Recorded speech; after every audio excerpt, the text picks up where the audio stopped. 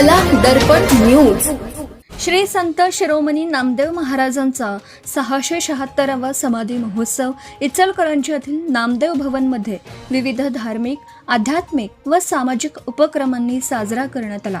महोत्सवानिमित्त गेल्या 8 दिवसांपासून ग्रंथराज ज्ञानेश्वरी ग्रंथाचं पारायण आयोजित करण्यात आलं होतं।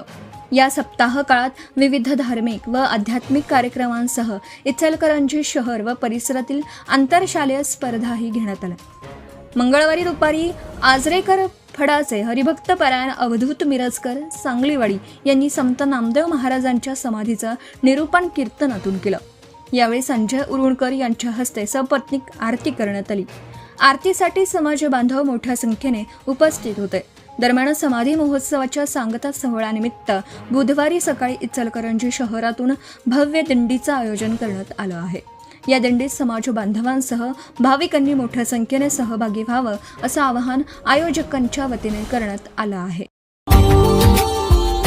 Subscribe now and press the bell icon. Never miss an update.